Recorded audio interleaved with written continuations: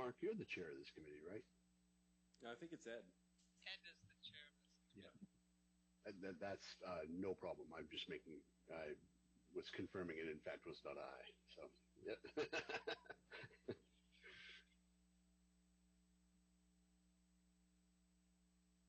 Now, I got 6:01. Can we go ahead and start, or are we waiting on someone? Well, Jim hasn't logged on, but he's not on this committee either, so.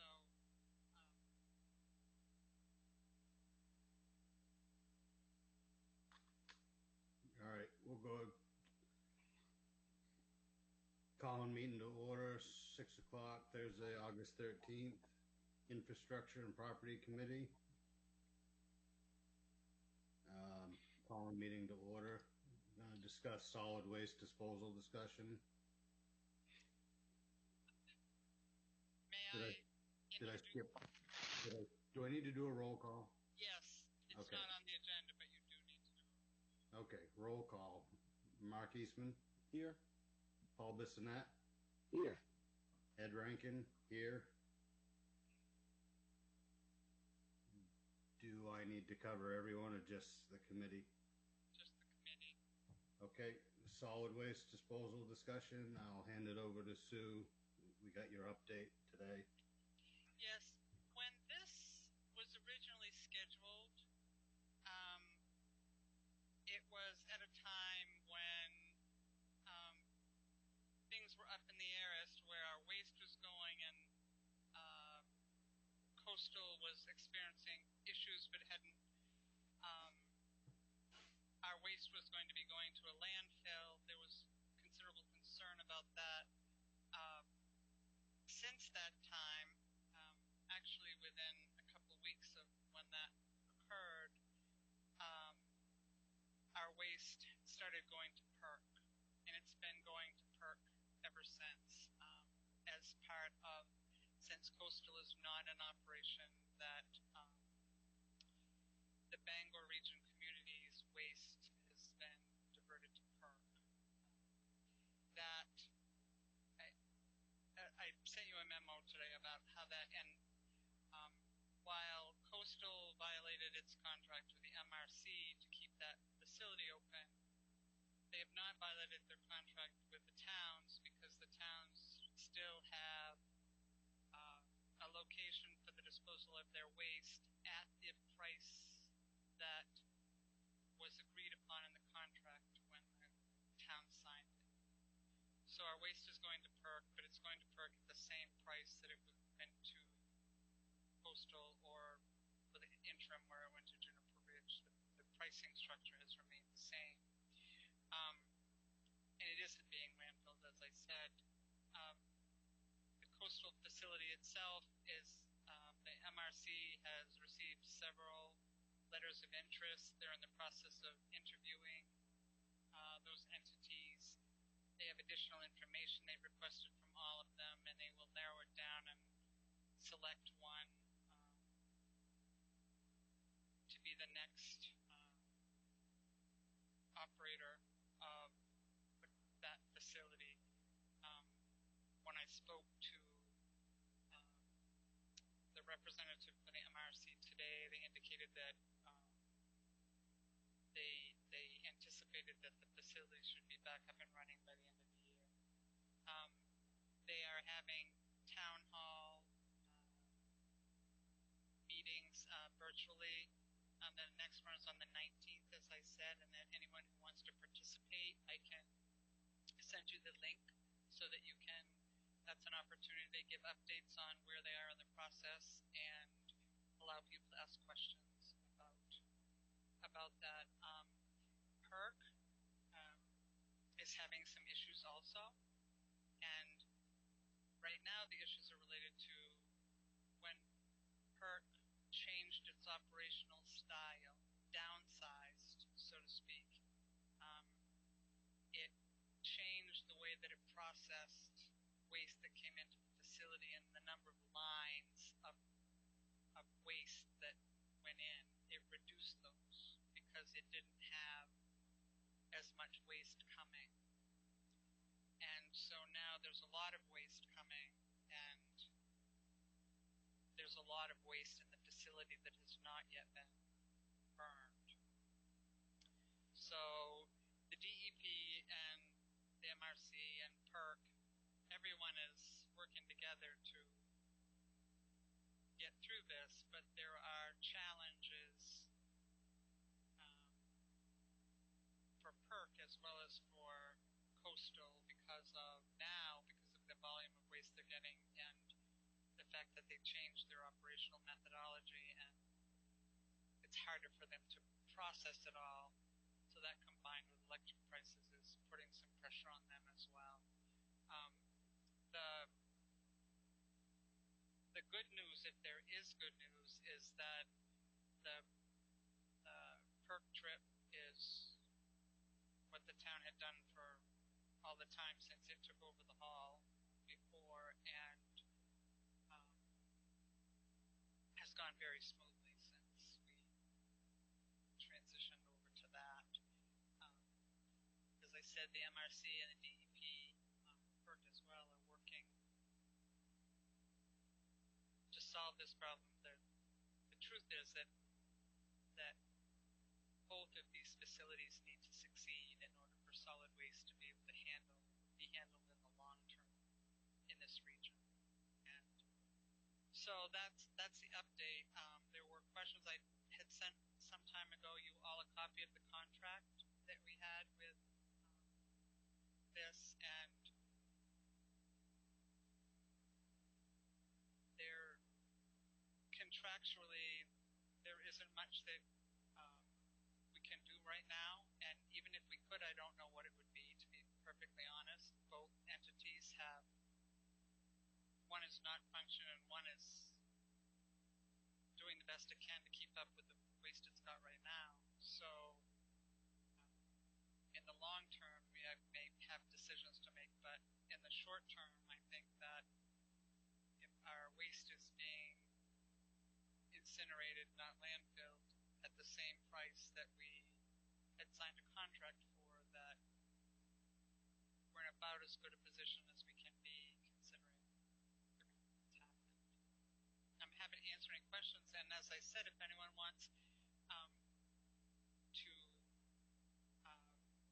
participate in the town hall that they're doing on the 19th, I'll send you those links. You just have to click on it and register, and then they send you something so that you can access it when they. Sue, has the MRC or anyone said anything about whoever takes this over? Are they going to be pushed to stop the landfill? Because I know even back when Coastal was running decently, it was they still had a lot going to landfill.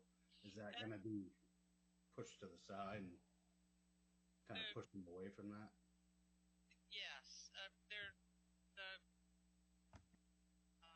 criteria for the next operator of the facility includes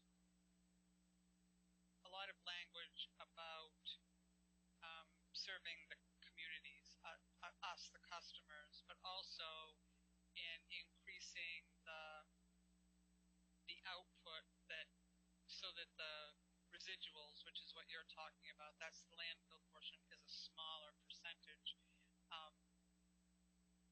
Much of what was challenged Coastal with that was that they couldn't get permits from DEP for the products that they were producing in order to sell them, and they didn't get those permits until the facility closed. And so a lot of that stuff ended up being landfilled because they couldn't be used they wouldn't let them sell it. It wasn't considered to be a useful product. But yes, the amount of residuals that go to landfills is supposed to be reduced. I believe that I think it's 75 to 80% is supposed to be the amount that's processed, and the 20% is the residual that has to be maintained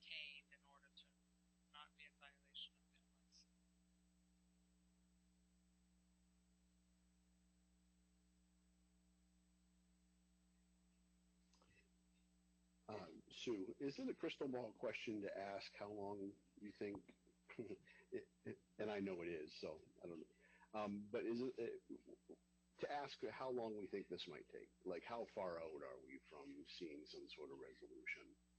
I believe that based on the fact that DEP is requiring constant progress now, the process of screening these offers, selecting one, tying them up with the bondholders, the facility, and getting it started up again. If the beginning of November or the beginning of December would be a reasonable timeline, because as I said, the DEP isn't going to wait a long time. The problem is that there's the other alternatives are pretty much non-existent. There is PERC, there is this, and there are landfills, and that is it. And PERC's operations have changed dramatically enough that they can't just snap their fingers and all of a sudden be able to do 300,000 ton a year again, and for several reasons. One is that they've restructured. The second is that they can't market that electricity in this environment, which is, the rates are going down, they're not going up. So that becomes another issue. Whether it's a resolution or the next step in this solid waste issue, I believe that we will, by the end of the year, we'll know what's going to be available for waste disposal options. Peter? Sue, do you see the same sort of process as we had the last time, where each individual town will have a vote to go with one or the other? If something happens and this plant never opens again, they can't produce anything, then the 110 communities that are currently signed on with that would have the power as a collective to look at some decent rate for an alternative, but the question is what that alternative would be and where it would be. It can't be Juniper Ridge. The expansion they did doesn't allow for solid waste to go there. That's special waste only. So that unless the MRC defaults on their contract to us to provide a place for solid waste disposal at the rate that we agreed to, we're in the contract with 110 people. And if that default occurred, then there'd be 110 people banding together looking for a place to get a decent rate on solid waste disposal, which is sort of where once upon a time, and it was a long time ago, but I've been around a long time, when PERC was started, PERC was the new thing, and it was going to be $10 a ton, and it was going to be the best thing since sliced bread, and within a not very long period of time, it wasn't making it. It couldn't do it. It wasn't going to work. The communities that had signed on with it were in a mess, and that's when the MRC was formed, and worked on and got the purchase power agreement that basically gave PERC a huge influx of money over time, but it came at the cost of a partnership with the MRC. And when they got the divorce, the purpose of the divorce was to end that partnership. So the beginning of PERC was not smooth or easy either.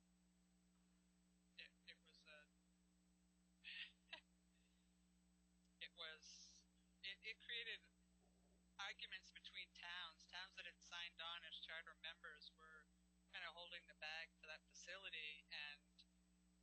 others who didn't sign on were sort of getting it easier, and they were called the refuseniks. I mean, it turned into a really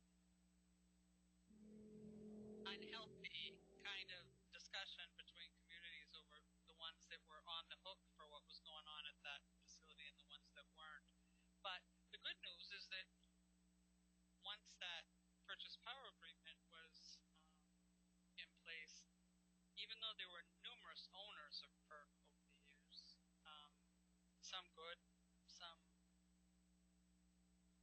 better, that it always had a financially stable place to move from, and rates could be reasonable because of tonnage disposal rates could be reasonable because of that purchase power agreement that was making the company a whole lot of money so that rates could be low.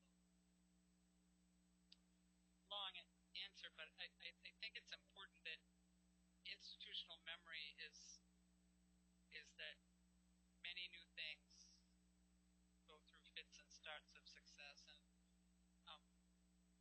hopefully coastal emerges in the same way that PERC did, with a fresh start and a more successful operation. But 110 communities have a significant tonnage to negotiate with, no matter where it goes. More than if we were floundering around on our own with our 700 ton trying to get something to do. Okay, does anybody else have any questions, comments? Just a quick question to make sure that I'm clear. Hypothetically, pure hypothesis, tomorrow we get a call saying PERC isn't going to take our waste anymore. Does that mean MRC is in default of the contract at that point? No, because the MRC is contracted, PERC is contracted with the MRC in conjunction with the DEP. I mean, right. The DEP is in this as well. And